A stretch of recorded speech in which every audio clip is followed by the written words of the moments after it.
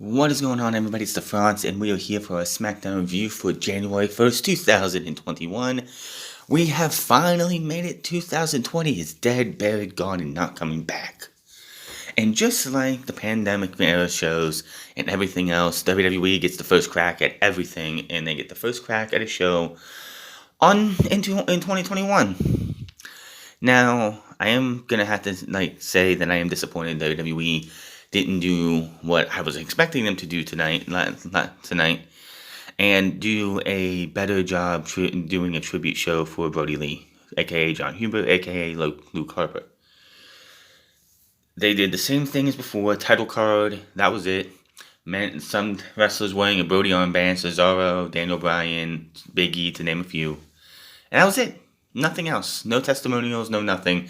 They did put up some Raw talent and backstage producers talking about Brody Lee on Thursday morning or Thursday afternoon. So that's all WWE was going to do, and it's kind of dumb. They could have did better.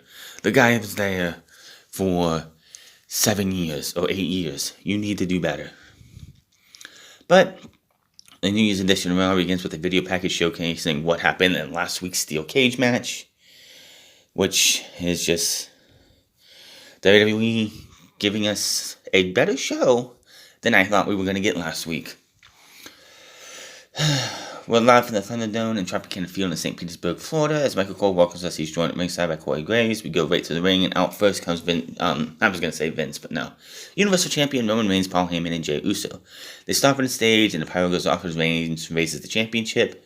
He gets his introduction, he takes the mic, and as the face of WWE, he wishes everyone a happy new year and says 2020 has been rough, but when you're in the head of the table, the tribal chief, you make it work. Reigns says everything he touches turns to greatness. Just look at who he surrounds himself with. He mentions saving Heyman after he was just tossed out. He goes on praising Heyman as the most genuine, honest man he's ever done business with. Yeah, genuine, honest businessman. Yeah, that does not describe Paul Heyman. That doesn't even describe Vince McMahon. Reigns says his cousin Jey is a prime example of what he can do, as he said, just listen to him and what happened. It's been the best year of Jey's career. I'd say the best 4 months of his career. Reigns goes on praising Jey and the success he had, all because he acknowledged Reigns as a tribal chief. He turns to Jey and says he did this because he knows who Jey is. He understands since day one, everyone else wondering which Uso was who. But Reigns says he's always known Jey as a main event Uso. Reigns says he would never have put all this on Jey, but he knew he would knock it out of the park each time, and that's why Reigns loves Jey. He goes on talking to Jey, but the music interrupts, and out comes Kevin Owens, because this feud is not over. Reigns yells at the cut and says no one wants to hear it. He yells at Owens and how no one wants to see him. He's irrelevant now, and it's embarrassing to see him. Owens was a social media sweetheart for a few weeks, but that's done now. With the insult, he continues with the insults and says he gave Owens a family a good payday, so he hopes Owens gave them a good Christmas. Reigns says tonight it's all about he and his family. Now it's Jey's time so Owens could quit being selfish. Owens says it's embarrassing to Reigns to see him out here, because this all means Reigns and his family failed. They tried to take Owens out, but here he is.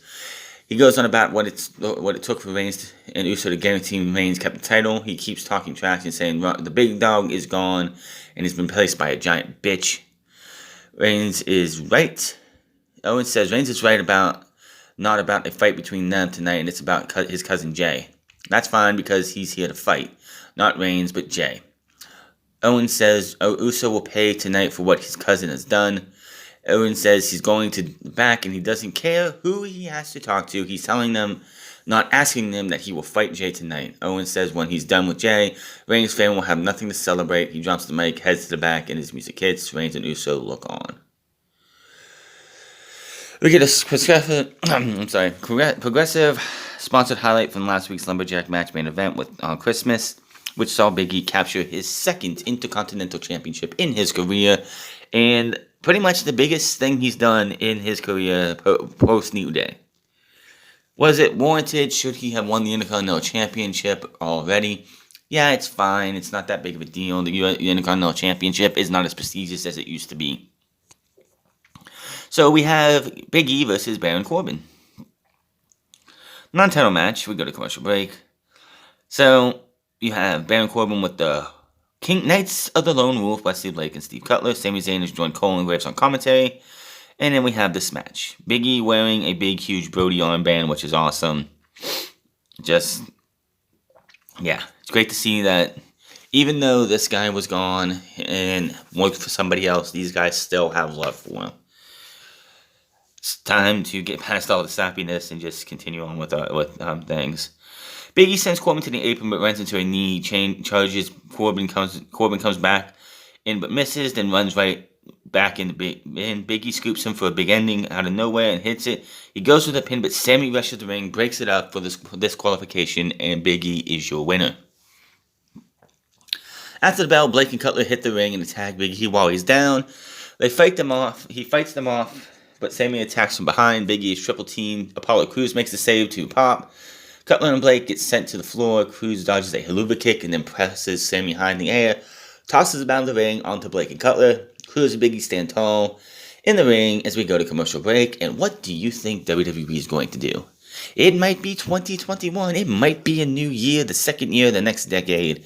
But we're still getting the same booking over and over and over again. Of course we get a tag team match. We go from a singles match to a tag team match because WWE has to do something. They don't know how to book anything. Back from break, and WWE official Adam Pearce has made this tag team match between Apollo Crews and Big E versus Sami Zayn and Baron Corbin. So, if you've seen them all, you've seen them before. Babyfaces get the win. I don't really care. So, still to come, Bayley and Carmella versus it's Baymella finally becoming a tag team versus Sasha Banks and Bianca Belair. Also, Daniel Bryan and Otis will take on Cesaro and Shinsuke Nakamura.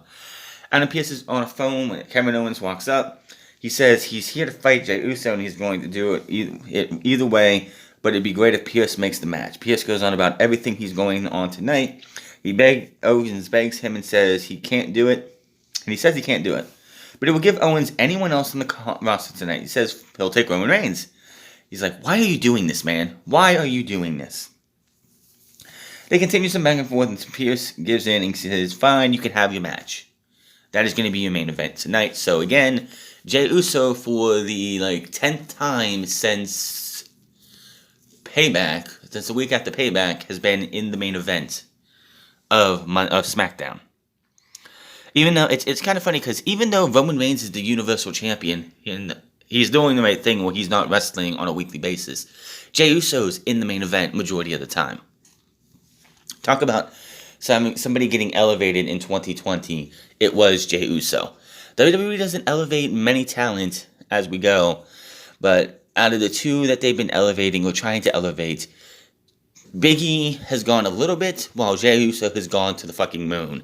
Like I said, I have a feeling because Big E's the Intercontinental Champion now. I mean, you weren't going to have Jey Uso, who is a heel, go up against the heel Sami Zayn for the Intercontinental title. I could see, after this whole Kevin Owens thing is over with, that Jey targets Big E. Because Big E, especially, here's a scenario they could do, is if Big E was the one to win the Royal Rumble, to challenge Roman Reigns at WrestleMania, which could be on the table, you never know, and he's still an Intercontinental Champion, going into Elimination Chamber, I don't know if they're going to do Elimination Chamber this year, but going into the pay-per-view after the Royal Rumble, or the last pay-per-view before WrestleMania, you have Big E versus Jey Uso. Jey beats Big E for the Intercontinental title. Not clean, but by nefarious means, Roman Reigns helps him, or, some shady tactics. Or his brother comes back. That's what you could do, is you could have Jimmy come back, take the pin, look like he's taking the pin, do the whole little twin magic thing. Big E looks to have the win, but no, it turns out to be Jimmy, and then Jey gets the win, and Jey is your Intercontinental Champion. So Big E can go on to face Roman Reigns for the Universal Championship. That's an idea. Back from break, and we see Apollo Crews and Big E talking about their win. Caleb Braxton congratulates them and asks Big E what to expect from him as champion 2021. He says he will be a fighting champion, and he will be issuing an open challenge next week. Crews says, well, you know what? Consider that challenge already accepted. Big E's a little annoyed, and Crews says it will be an honor to fight Big E next week. He goes on and says Big E might not be so lucky when Crews won't have his back next week. They laugh together, but some tension is still there. Now, on paper, Big E versus Apollo Crews should be an excellent match. But we're really going back to the open challenge. How many times... I know John Cena a couple years ago brought in the open challenge for the United States Championship and set the standard for being a mid-card champion. But does everybody have to do an open challenge if you're a babyface? So now Big E's going to do the Intercontinental Championship open challenge, and the first one is going to be against Apollo Crews. Like I said, match should be good. It actually should be a really good match, but Apollo Crews going from irrelevancy to helping Big E against two big heels to Intercontinental Championship match. Alrighty then. Tamina Snuka and Natalya versus the Riot Squad. Why? We go back from break and the Riot Squad is waiting. Liv Morgan and Ruby Riott. Billie Kay is out first for her team. She waits on the stage and out comes Tamina Snuka. However, Natalya's music hits. She comes out to join Snuka. Snuka and Natalya march the ring together, annoyed by Kay, who followed them to ringside. Natalya starts off, and we have ourselves a 2-3-minute match. Ruby yells at Kay to get away from the corner because she can't hear. Liv tags back in, but Tamina fights off the double team. Super kicking Riott to the floor. After shoving Liv away, Liv blocks the attempt at Snuka and rolls her up for the pin and the win. Who really cares? After the match, Morgan joins Riott at ringside as the music hits. Billie also starts celebrating as the Riott Squad looks on. They head to the back without her because she's busy ranting and cheering on the ramp. Why? I don't know what are they trying to add Billie Kay to the Riott Squad eventually? Is she going to wear them down enough to where they're like, fine, whatever, you can be part of our team? No. Billie Kay is talentless. She's just terrible. Get her off my TV. We see how Charlotte Flair and Raw Women's Champion Asuka retained the women's tag team titles over the two teams from last week. Speaking of those two teams, Sasha Banks and Bianca Belair versus Bayley and Carmella. Now, the 3 of these 4 women are absolutely fantastic. And then you have Carmella. So, you had yourself a heck of a match here. I mean, you have Bayley versus Sasha Banks, Bayley versus Bianca Belair in this match. Of course, you're going to have yourself some good stuff. And then Carmella's there to, be there. So, Reginald enters the ring, has a stare down with Banks. He backs up and launches himself through the ropes to the floor, taunting Banks. He goes back to the apron and backflips off Banks. Off as Banks reaches for him. Carmella comes from behind with the kick attempt, but Banks catches him and drops her for a 2 count. Reginald comes back to the apron but gets punched off the apron by Banks. Carmella comes back and decks Banks and drops her with a Mela Buster for the pin in the win. Yeah, because that's what I want to see. I want to see my SmackDown Women's Champion getting pinned in a women's tag team match. Now, who the fuck is... I still want to know. Who the fuck is this Reginald guy and where the hell did he come from? Seriously. He looked... I don't know who he is, and I just haven't been able to, no one's, saying, giving an idea of who the guy is. Was he in the Performance Center? Is he an indie talent that I don't know about? The announcers confirmed Jey Uso versus Kevin Owens for the night. Roman Reigns and Paul Heyman are backstage. With Uso, they see Uso versus Owens graphic on TV. Reigns isn't happy with the match was made because of all the company he's done for the company and says this means they don't appreciate him. He tells Heyman to go and find out who doesn't appreciate him. He bows and he walks off. Back to the ring and out come the tag team champions, the Street Profits, Montez Ford, and Willa Dawkins. Back to commercial break. Then we come back, before we get to what they're doing in the ring, we go to the backstage area and we see Sonya Deville walking casually as if she's never missed a day. As if the match at SummerSlam didn't fucking matter. It was loser leaves, it was a loser leaves town match, pretty much. Loser leaves the company between her and Mandy Rose. She lost fair and square. And I understand she needed to leave because of to dodge public viewing while she was going through a legit stalker trial. Which, okay. But Corey Graves is Sonya Deville's been reinstated. On what grounds? It's not that it shouldn't be that she was reinstated. It should be she was rehired. She quit. Loser leaves means you don't come back because they feel like it. WWE did a poor job here. Just having Sonya Deville, it's like, okay, Sonya, you're just gonna walk through the hall. We're not gonna give any explanation of why you're coming back. You're here. I really want to know why Sonya Deville is back in the Thunderdome, which is only her second appearance in the Thunderdome, mind you. But why she is here without any explanation. Somebody give me an answer.